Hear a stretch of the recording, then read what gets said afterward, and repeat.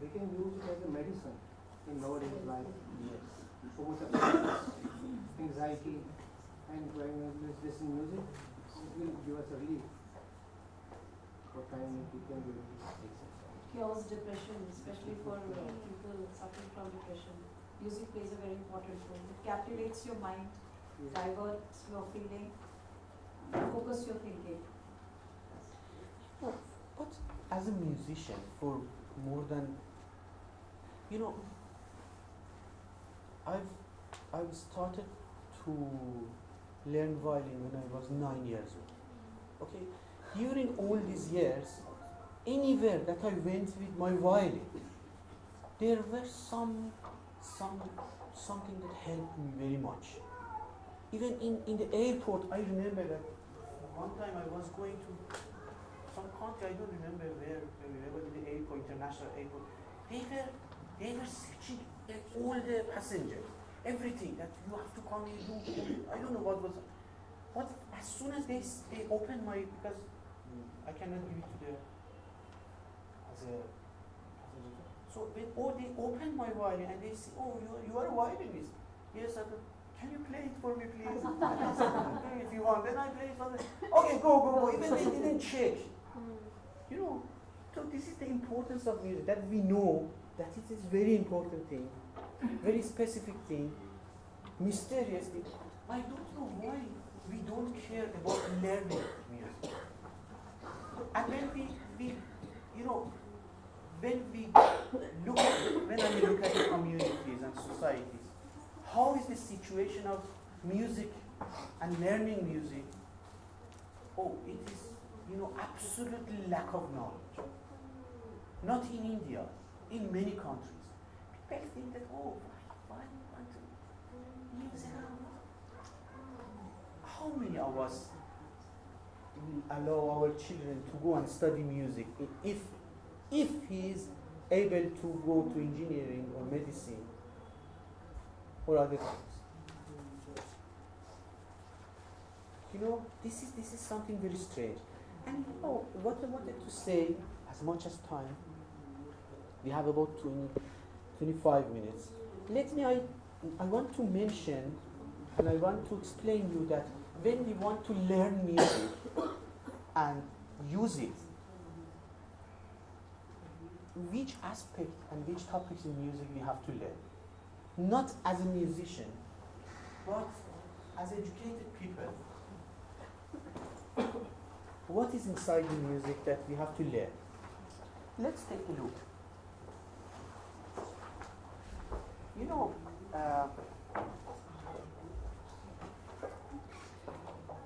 That music all comes from the sound, right? Sound is nothing but a vibration in the air, right? So, the first concept in music is pitch and frequency. The number of oscillations per second, we call it pitch, your frequency, hertz. Like if you vibrate something 440 hertz in the air, this will be the sound. It means that doesn't matter that you played with piano or you played with violin or this string.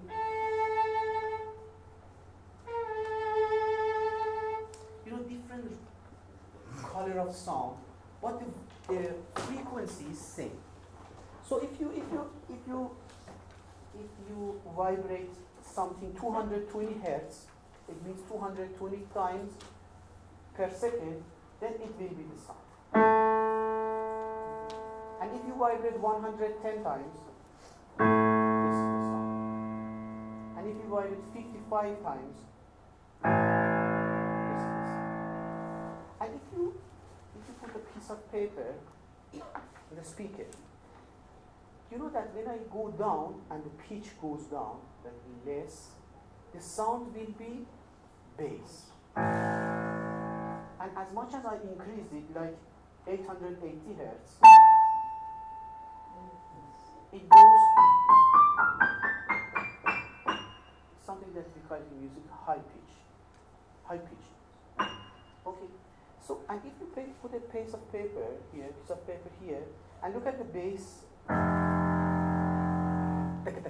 even you can feel this vibration.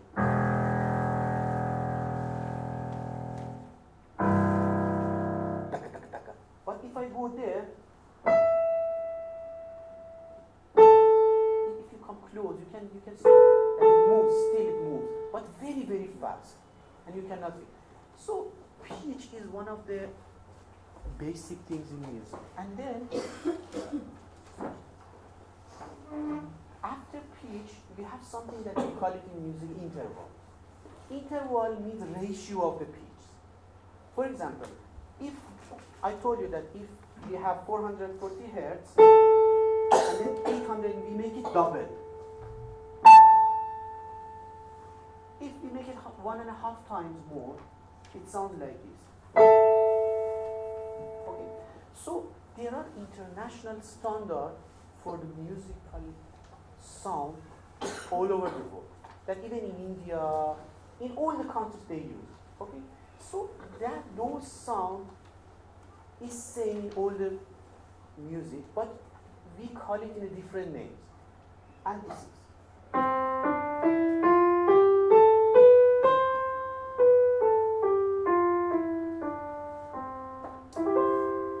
And in the school you teach it to the students.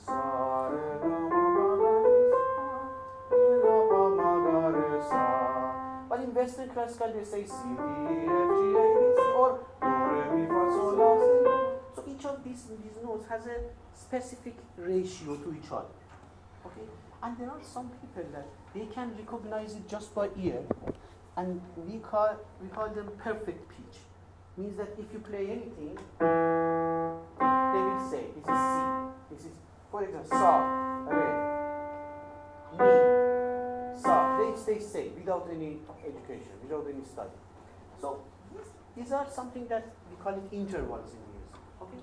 And then based on the intervals, we have something that we call it tetrachord. Tetrachord includes 4 notes. 1, 2, 3, 4. Okay? And then we have scales that like sa, re, ga, ma, pa, da, ni, sa. And you can if you mix them up, you can make 100,000 of melody with these things. Okay, this is the way that historically people made and composed melodies and songs for us.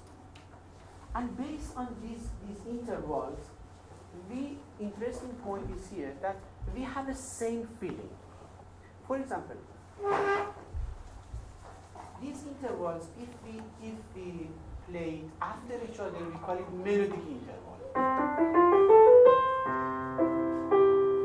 And if I play it together, we call it harmonic interval. Okay, now let's check about our feeling. I will play for you 2 chords, okay?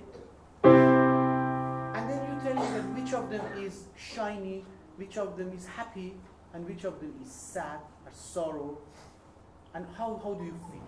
This is the first.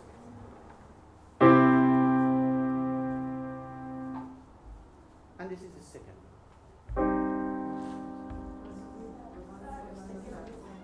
Okay, if when you feel that it is shiny and it is happy, it's a major chord. They call it major. And when it becomes sad, and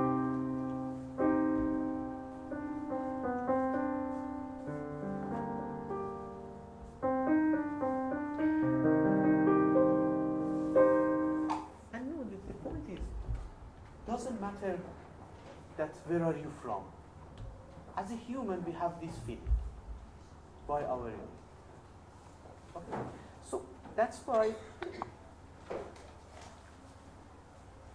in music they use this type of chords to give you those feelings unconsciously. You will feel it. Also tension. There are some sounds that make for us tension, like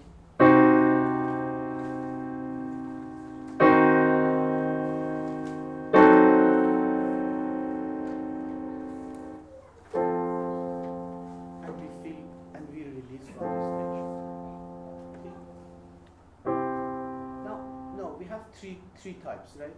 What was this? Happy. We call it major, okay?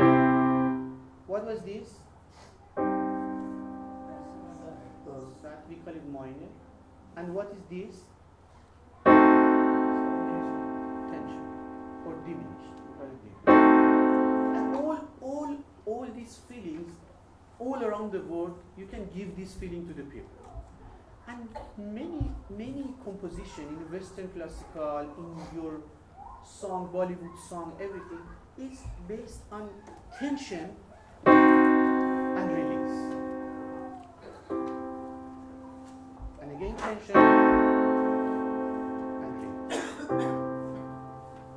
Just like this. So they give you, they make you in a situation that you want something. Also for the melody. You know, it's very interesting that if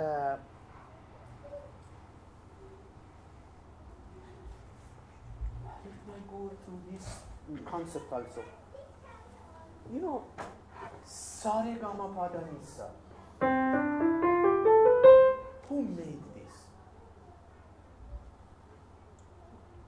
Who made this? These notes. Do you know? From where? It comes from the nature. God made. You know, if you play one note like this, sa, all the other notes, re, ga, ma, pa, da, ni, sa, is inside of this note as a harmonic. We call it harmonic of the song. And who discovered this 3,000 years ago? People discovered that there are some other sound inside of this. And one of the reasons that in math they created logarithmic calculation is to calculate the musical interval. So this is something that comes from the nature, comes from our nature. And these intervals gives us some gravity. How is it? You know, if I play a melody,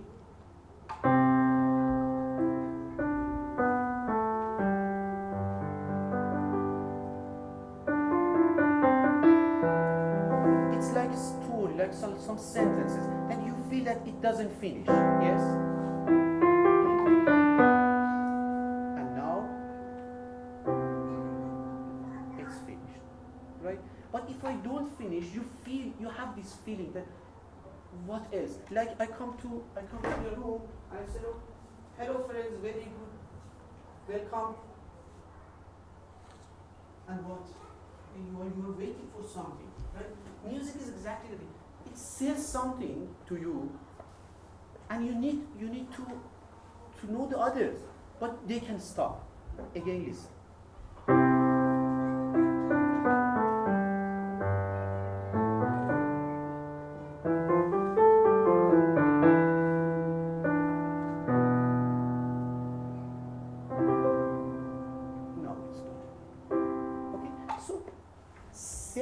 This melody is the notes that you call it sa. When you say sa re ga ma pa da ni sa, sa re ga ma ga re, ma ga re, sa. Now it's done. And this is something that exactly will happen in Western classical music. And this is something that in Western classical music, they call it tonality. Tonality is exactly the same with this. It means that the music sentence will finish in some point. And that point is a tonic, our tonic. And this is one of the universals in music. That doesn't matter that which language you speak, from where are you, what are you doing, which age are you, doesn't matter. Even children can do it.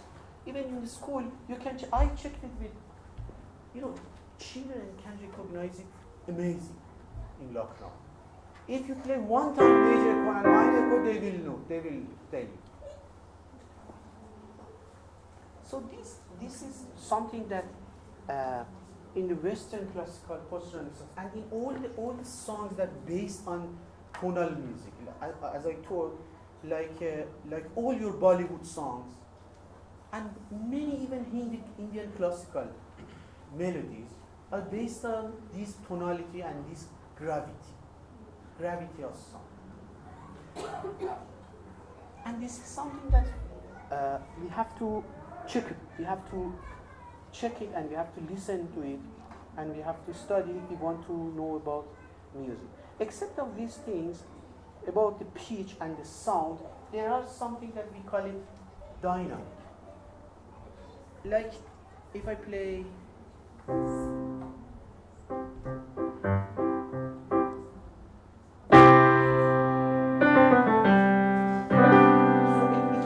I play loud, like I want to say you something, and then so with dynamic also they and the most important part of music that gives you some feeling is rhythm. That is very, very interesting for all the people. And it comes from some concepts that it is very clear, but for definition it's very difficult. You know what is beat? So what is beat? Which is having a regular interval. Regular interval. Like heart beating. Exactly, right? Heart beating. But what is that? Sound. What is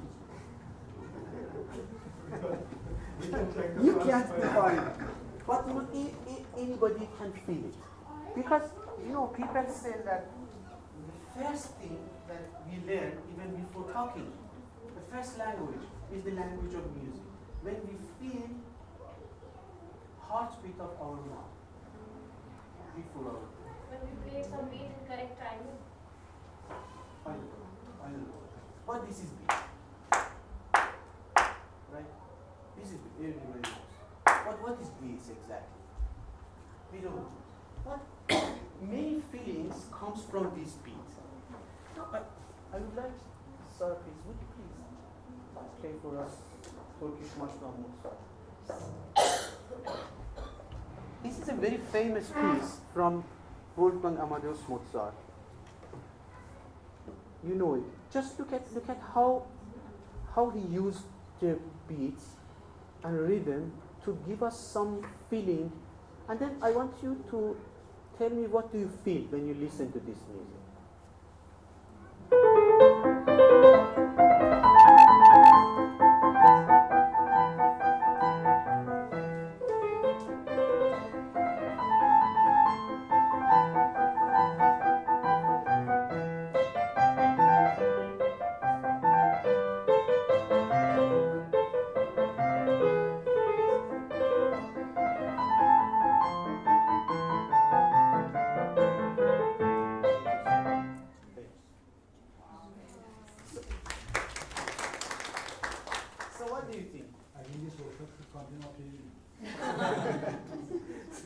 So what do you think about this music? What did I say? About what I said. Do you think that it was tension? Because you see that left hand is playing bam bam. Please play your left hand. Just left hand. Yes.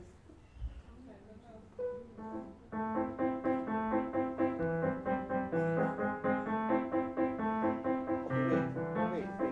And your right hand? Wait, now together? Not together.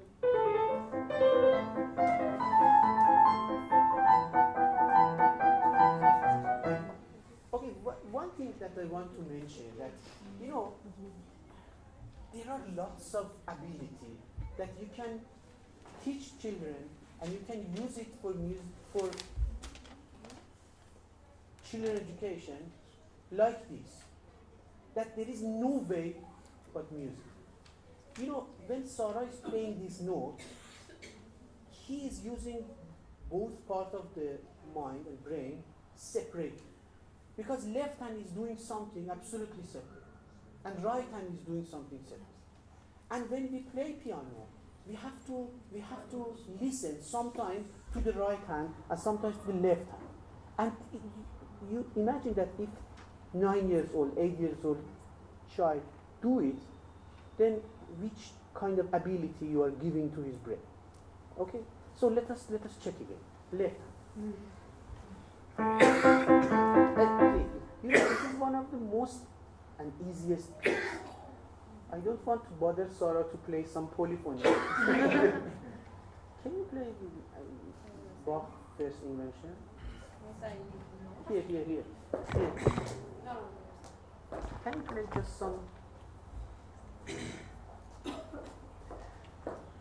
Because that piece is something bim bam bam bam bim bam bam bam, but this piece, left hand plays absolutely separate melody and right hand absolutely separate melody. Just listen.